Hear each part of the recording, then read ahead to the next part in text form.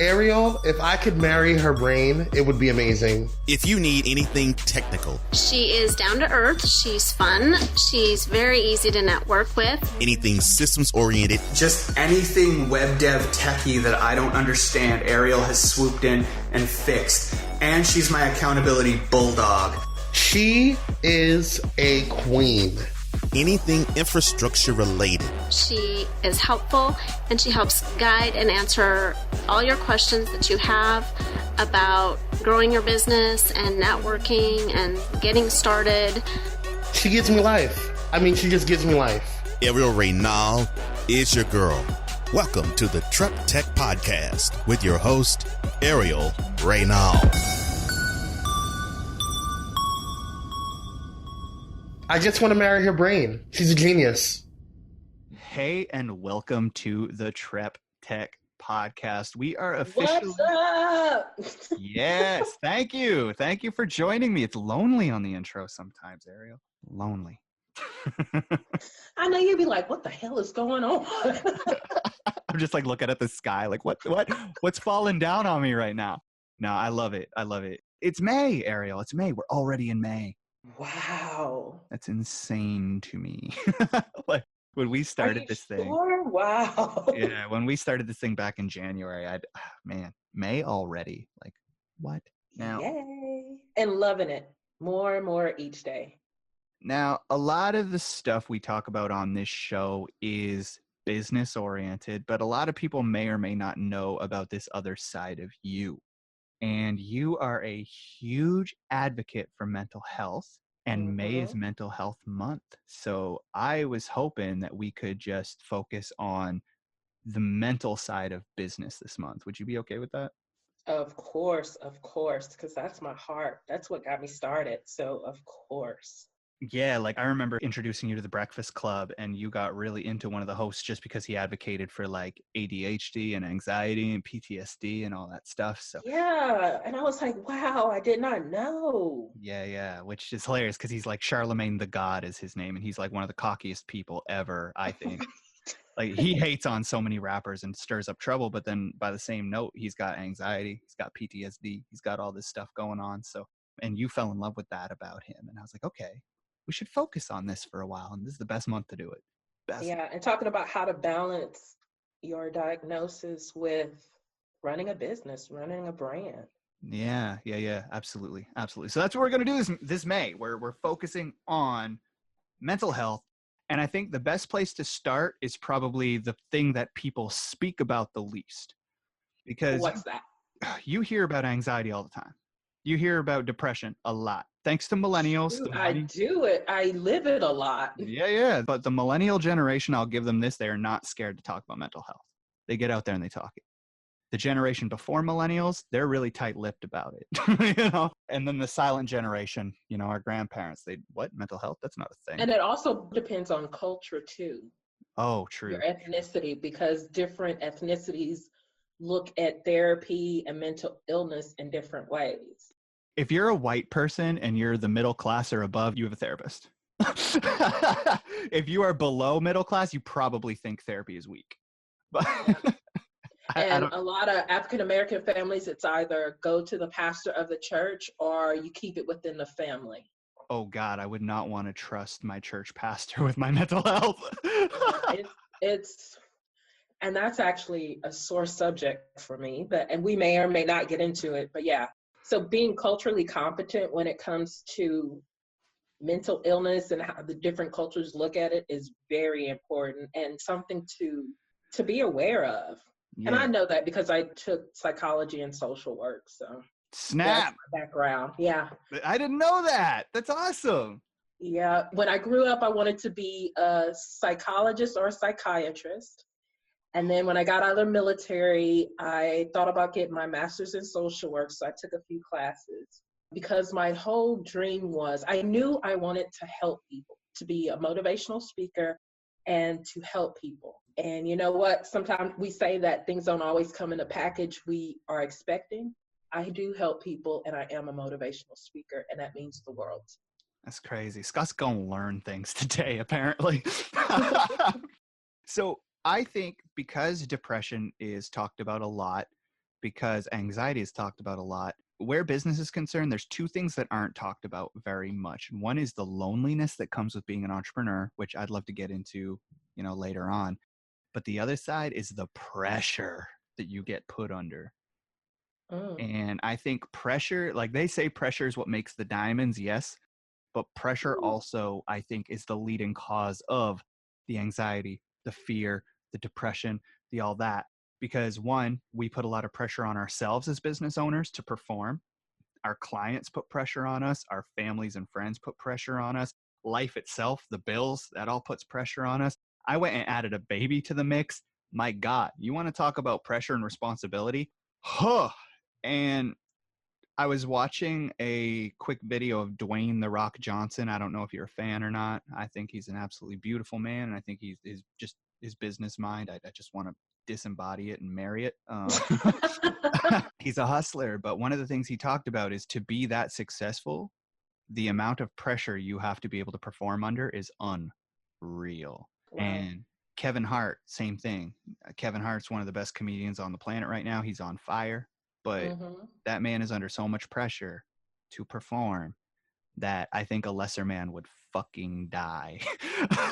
Let's really talk about that, because I'm thinking about it, and I've looked it up, how entrepreneurs face high mental illness risk and or mental health risks, and have more anxiety and stress and stuff. And I've been clinically diagnosed with anxiety, with panic attacks, severe depression, and PTSD. But it's funny because I feel like I can control my business, that this is the one thing that I can control, and that if I can't be like out in public, I can still be prosperous behind my computer with the online brand. And that stress doesn't bring me anxiety. It's the other stuff that ensues a panic attack. And it's crazy, because people ask me like, oh, you won't go out? And I'm like, no, but ask me to go speak on a stage. And once I get on that stage, no anxiety, even though that's one of the greatest fears. Now, building up to that point, I'm anxious, but once I get on that stage, it's like nothing. Yeah. So it's interesting how anxiety and pressure and stress play different parts depending on how you view the situation you're going into. Yeah. Like I think back to a point in my life where I had no pressure on me, and I was a baby, I was a kid. I was like when you were 2? Yeah, I was a kid and I was happy, right? And then I started going to school, and the pressure to get good grades came up. Did I take it seriously? No. Did I get good grades? Yeah. It didn't feel like a whole lot of pressure to me, unless I made pressure for myself. Like, let's say I had a 1,000-word essay due tomorrow and I didn't do it, and I had 3 weeks to do it. Well, then the pressure's on, and then that feeling, that panic, that, oh my God, I have to get this done. If I don't get this done, I'm going to fail the class. And if I fail the class, my stepdad's going to fold me into a box and ship me to another country somewhere. And like, right. I'm going through that right now in college. Thanks for reminding me. So that was my first real look at pressure. And that's what I thought pressure was. Pressure is something that you did to yourself. And then as I got older, I went out and got a job. And then pressure became, hey, show up to work every day, do your job, go home, leave it at work. Then I got a girlfriend. And pressure became, okay, you've got to be a loving, caring individual. You've got to take her out to dinner and date her and get her flowers and get her things. And, on top of working your job, moved out on my own. Pressure became, okay, I got to make sure the rent gets paid, and I've got to make sure this happens, and I got to make sure that happens. And then I didn't want to work a job anymore, so I started a business. Then pressure became, the rent still has to get paid, and you still have to buy your lady things, but now you have to go out and make your own money and find your own clients and provide your own services. Then we bought a house, and the pressure mounted even more. Then we had a baby, and the pressure mounted even more, because now then I hired a team. And now I've got like my rent, their rent, my wife, their wives. I've got so much pressure riding on my shoulders now that, sometimes it is very, very hard to wake up with a smile on my face and a pep in my step, because if something's not going right, the amount of people that will be impacted by something going wrong for me is a ripple effect now. It doesn't just impact me inside my heart. It impacts my wife, my kids, my team, my clientele, everybody. And I have found myself, as my business gets better and better, like, more successful and more successful, the flip side of that is I am put under more and more weight. I carry more and more weight on my shoulders. Is it worth it? Some days, yeah, absolutely. Some days, Ooh. no. Some days, we had a crazy January. January put me under so much pressure, and honestly, it was not worth the payoff whatsoever. And I think that comes to setting boundaries. And knowing when it's time to up your prices and less your workflow and stuff like that. So I'm making steps now to put less pressure on myself. My wife and I, Tor and I, we're talking about ways to put me under less pressure at home and all that, because like pressure makes diamonds, yes, but pressure also makes anxiety. Pressure also makes, fear and worry and stress come out. So, but if you can't escape pressure, if you want to do something amazing, you have to be under pressure. Right. And as you go up the ladder of success, the things that you used to do, you may have to renegotiate that, reflect and find out how to change it around, switch it up. Because like for me, one of my pressures is serving my clients, because you know how people would say in coaching, how many clients do you want for a full practice? That's something I always struggled with, because I didn't know if my mental illness would kick in, like my depression and anxiety would kick in, and I'd have people depending on me to give them me services. This year I took on 5 or 6 or 7, I'm still adding, 12-month mentorship clients. And they're pro bono, they've paid me for some program in the past. So I'm learning how to manage a big clientele, because I also have other clients. And it's like, okay, Airial, what systems and what automation do I need to put in place to make it smoother? Yeah. So what I was doing, I need to change and adjust to the level I'm at right now.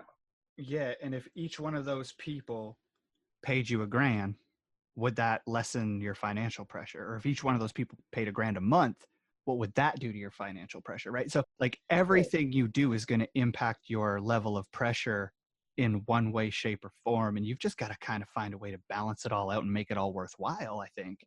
You know what I thought about? More money, more problems. Yeah, that's true too, right? Like, I'm not going to lie to you. My business is doing very well right now. Last year was the highest tax bill I've ever seen. Mm-hmm. And that put me under pressure too, because now I've got one more bill to pay, and you cannot let the government wait a month like you can with your phone bill. Right. So now I've got pressure to pay, for us, it's not Uncle Sam. I don't even want to know who our uncle is, but as Canadians, but like we got to pay the flag, we got to pay our country, and we got to pay the taxes so that other people don't have to work. So like, I look at that and I think to myself, like, shit, like that's another piece of pressure that I got as a result of doing well now. But that's a good problem to have. Definitely. Remember, whatever problems we have, just think about it. There's someone who wishes they had that problem. Oh yeah. So you have to shovel your driveway. Somebody wishes they had that problem, because that means you have a place to live. Oh yeah. Like people might hear about people having marital issues. Well, man, you're married. Someone out there has never even been with a man or woman.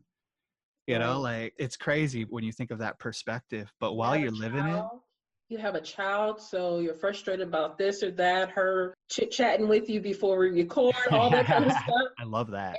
And I'm over here like, dang, I wish I had that. And then Simba comes and rounds and everything. But, so it's whatever problems you have, there's somebody who wishes they had that problem, because that means that they have something else that they don't. Yeah. And I mean, a couple of things where pressure is concerned is, number one, everything you do is going to put you under some form of pressure. And if it doesn't, then you're not doing anything. Yeah. Everything you agree to. If someone comes to me and says, hey, Scott, can you please help me bring me to the grocery store this Friday so I can pick up food? And I make a commitment. Well, if I'm now under pressure, it might not be much pressure, but I'm under pressure to uphold that commitment. If something else comes up on that Friday, like Scotland needs to go to the hospital, Well, now I'm under pressure of, okay, I got to take my daughter to the hospital, but I committed to this other thing. Now I got to deal with that. And then you have to prioritize. Right. What's more important, that person getting their groceries or my daughter getting health care, you know? Or And so reschedule. Yeah. you got it, right? So like number one is acknowledging that everything you agree to will put you under some form of pressure, no matter how small it seems. If your wife asks you to change the trim in the bathroom and you agree to it and then you let it sit for 6 months, you watch the pressure mount up. Okay. That shit ramps up fast. Trust me. I know. I still haven't replaced the trim. Okay. So, You know what? Just tell her, Tor, people wish that they could be waiting on trim because that means they have a place to live. yeah, watch how well that goes over, Ariel. Right? So She'll probably be like, oh, you don't have a place to live now. And I know people wish they had a wife to get angry about bathrooms. I get it. Okay. So as you can tell, I'm really enthused about that part. But like everything you agree to will put you under pressure. So start by agreeing to nothing. Don't agree to anything. Everything you've agreed to, fulfill it, and then don't agree to anything else for a little while. Okay. So, if I feel some kind of way about something or feel like I need to expand on something, I will. Yeah. And again, the thing that keeps coming up in my head is boundaries. That's where you establish boundaries. Yeah. So when for us people who are yes people, who always like to say yes, who hate to say no because we have this huge heart and we want to help everyone, sit down and think, okay, like whenever, and me and Scott do it with each other all the time. It's like, okay, how much time is this going to take me? What's my return on investment? Is it in line with my mission, my values, whatever I already have going on? And, just go through that process. And then if it's not yes to all of the above, then say no or not right now. If it's in alignment, then boom, go for it. And then if you get into it and it's not working, you feel out of balance or it doesn't feel right, usually it's against your values or it's not in alignment with your mission and the direction you're going. It's okay to tell the person, okay, I'm not able to do this because of XYZ. Yeah. And that's a big part of it too. And like, I look at it in terms of like, the less you agree to or the more you set boundaries, the less pressure you'll be under, or you'll give yourself a reasonable amount of time to execute things.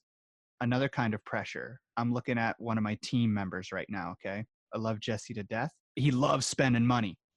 If he makes it, he spends it just as fast. Okay. I've been at this guy for like a year and a half. Hey man, start putting a little bit of money away. Just save something, even $5 a pay. Who cares? Just save a little bit of money. Well, now his PC is starting to break down. Oh. He is now under pressure to get that PC up and running because he works from it. Okay. So now he's like, hey man, do we have extra work? Do we have freelance projects? Is there any way I can earn a little extra money? And I'm biting my tongue because I want to say, hey man, 6 months ago or a year ago, if you started saving money, this wouldn't be an issue. You would have alleviated some of that pressure on yourself. Or he's hearing it now. He's going to hear that right now when he edits this, but that's my entire point. By this point, his PC's probably already built and he's just going to laugh and say, yeah, fuck you.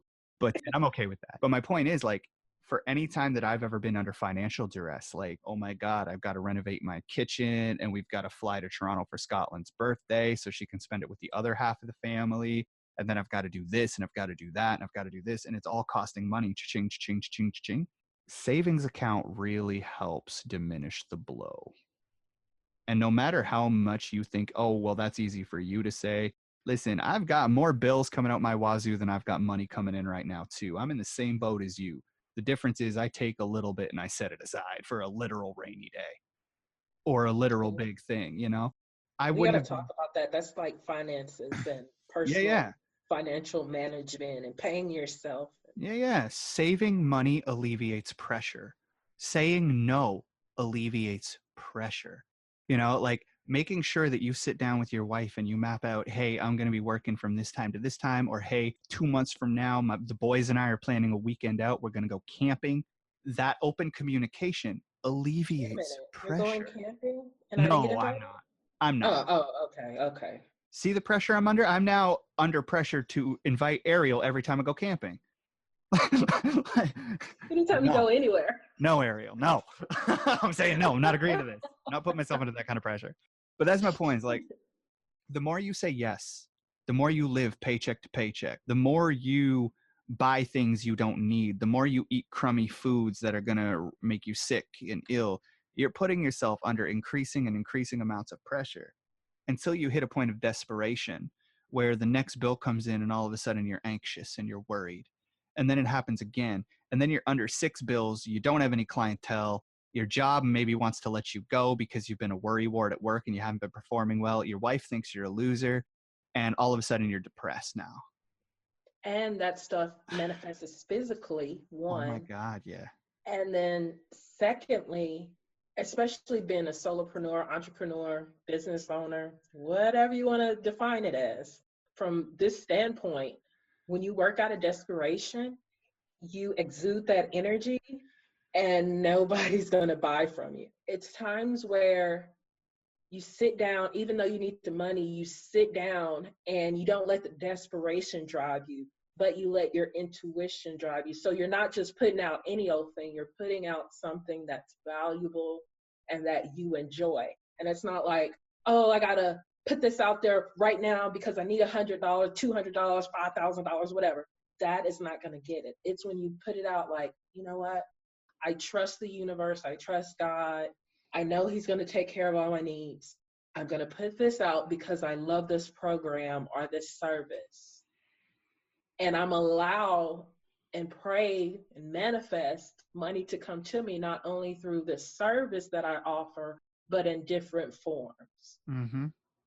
It's all about dealing with pressure and keeping yourself calm because people can tell when you're not. You know, like I am notorious for biting off more than I can chew. Mm-hmm. And the issue with biting off more than you can chew is that everything comes with pressure. So I obviously bite off more pressure than I can handle too. And unfortunately, that now runs down to my team and they get put under pressure. So now I have to think about how much pressure am I putting the people who work for me under. Now, I hired a writer back in February. And when I hired her, well, January, February, and when I hired her, I didn't have the money to pay her. I told her right up front, listen, I don't know how I'm going to pay you, if I'm going to pay you, when I'm going to pay you, but I need your help. Can we work out something? She said, pay me when you can. I'll keep track. So as money came in, I threw it at her. Bam, right away. Here you go, here you go, here you go, here you go. Was I under pressure? Yes. But that pressure that I put myself under, I just made an investment in my business I can't afford, started making me think, how can I afford it? Ooh, love that. Love that. Can you repeat that? How can I afford it? Putting myself under that pressure made me problem solve. Now, was it if I pay Jacqueline, I'm going to lose my house pressure? No. That's not pressure I'd be willing to put myself under because that's not responsible amounts of pressure. Now, is it if I don't pay Jacqueline, Jacqueline's family's going to starve? No. No, it's not because she has a job. She's doing this on the side. But it's if I don't pay Jacqueline, will Jacqueline be mad at me? Probably. And will I ruin a relationship? Likely. So I should probably make sure that I can pay this woman. How can I do that? 2 thoughts came to my head. I'm going to raise my prices to cover her rates because she's amazing at what she does. Mm-hmm. And I'm going to offer show notes only to clients. And she and I can split that money however she wants to. And you just gave an example of growth mindset versus fixed mindset. That growth mindset was, oh shit, how can I afford it? Versus the fixed mindset would have been like, I can't afford it. I'm broke. It's not going to happen. The growth mindset is like, I'm going to find a way. And that's very important in everything you do. Because sometimes the pressure that we put on ourselves, the pressure that everyone else puts on us, the universe, God, however you want to say it, is because it's a test to see how bad we really want something. And it's a chance for us to grow into that new mindset, to grow into that, okay, how? Not, oh, this is wrong, that's wrong, but how? Mm-hmm. Can I make it right? How can I make it better? How can I succeed at this? How can I use this obstacle as a stepping stone instead of letting it trip me over? And honestly, this has solved other pressures in my life too, because the reason I hired someone to write show notes in the first place was because my clients told me my show notes sucked. That put me under pressure because now my clients are unhappy with my product. I can definitely tell the difference. Right? And then I also had Tor telling me, you don't spend enough time with Scotland and I, you're always in front of your laptop. Or you always have headphones in, so you can't even listen to us. Why? Because to write show notes, I needed headphones in so I could type what I hear. And so now hiring Jacqueline means that I can spend time with my family. So the pressure from Tor is alleviated. The pressure from Scotland is alleviated. I can now offer a better quality to my clients. So that pressure is alleviated. But I've added the pressure of having to pay someone I can't necessarily afford, but I've thought of ways to alleviate that pressure too. And she absolutely loves it to the point where she wants to do it full time. Yeah, right. That's my point. We Right? put her into that trap of, I want to quit my job. And here's the issue is I've told her time and time again, don't, because I can't afford until you find pay from other sources that can afford you. Like, don't put all your eggs in my basket. Make sure you divvy them out into other clientele, and then you can quit. Multiple streams of income. Yeah. And I told Jesse the same thing. Like, Jesse offered me to hire his wife to write show notes when I first brought it up. And I said, no. I said, your wife should probably work elsewhere, because if my company folds, I can't, your household needs a diverse portfolio. If Podcast Bay were to fold tomorrow, heaven forbid, you need to have an income. So I can't hire you both. I'm going to go look elsewhere. And they were so chill with it. They were cool with it. But I didn't want to add that kind of pressure to myself or them, And so, like, mitigating pressure it's a skill. It's one of those things, but the way you can start is by evaluating how much pressure is this going to add to me and is it necessary? And if you do work well under pressure, like I myself do, make sure that you're not adding so much pressure that you stop enjoying what you do. Ooh, yes. So that's my thoughts on because pressure. if you don't like what you're doing, then what's the point? Yeah, if you were so stressed out that you can't even put a smile on your face anymore, you've made some mistakes. You've added too much to your plate. Right. So you got to figure out how to make it work, how to reestablish that happiness and that passion in what you're doing. So that may be outsourcing some work. That may be saying no more often. It may be even just reflecting on, okay, I'll create this pressure, but it'll relieve these pressures. Listen, it could be something as simple as dumping one problem client, because Airial is easily the best client on earth. No pressure from Airial. Airial gets me her stuff months upon months in advance, and I don't have to publish a thing until the night before if I don't want to, because she is that chill. Okay, there's no pressure from Airial at all. Literally, Airial is one of those people that just flows. So, and I think that drives you crazy sometimes. You're like, you tell me, girl. Well, I don't mind. Sometimes I could use a little more direction, but then I've got the other side of the coin where I've got one client who is just constantly changing their minds, changing their release order of their episodes, changing the format they want done. We want you to this. No, we don't want you to this. No, we want you to do this again. And it's just that one person more than makes up for the pressure I don't get from you and like 5 other people. And that's why I don't give you the pressure. I'm just like, when do you not have any new releases? Okay, that's when I'm going to release the Veteran Woman Podcast Season 3. Or that's when I'm going to release Trep Tech.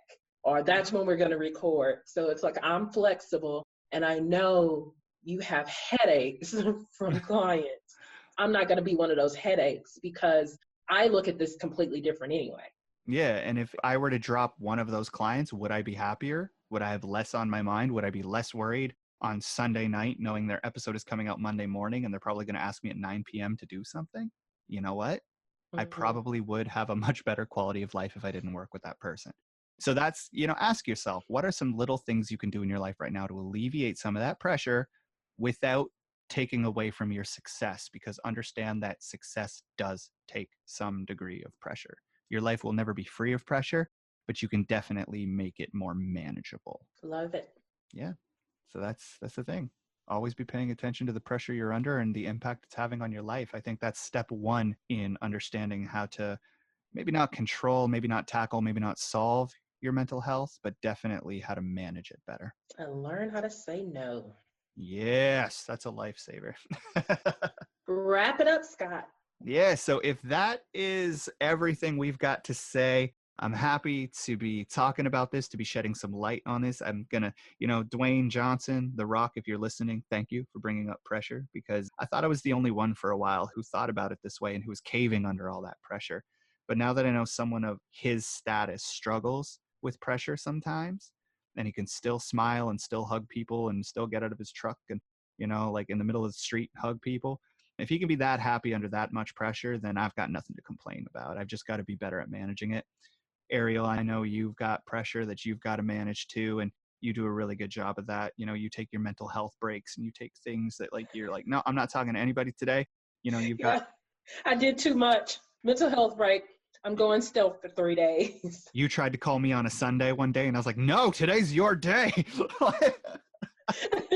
So you know what, guys, if you are listening and if you feel you are under a lot of pressure, I highly, highly recommend you talk to your loved ones about it.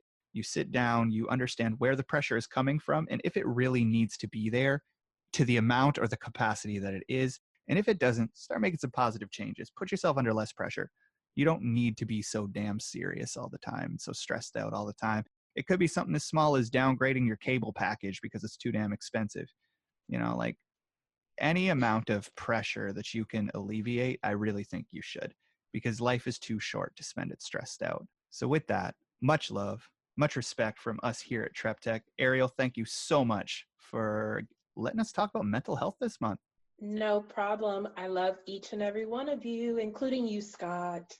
And if you want to get to know more about us, more about what's going on, you can definitely check out the show notes. There's all kinds of links in there, all kinds of goodies for you. And I'm positive that the Trep Tech Academy has some stuff on mental health on it at this point. So go in, check it out, click around, and have a great week. Cheers.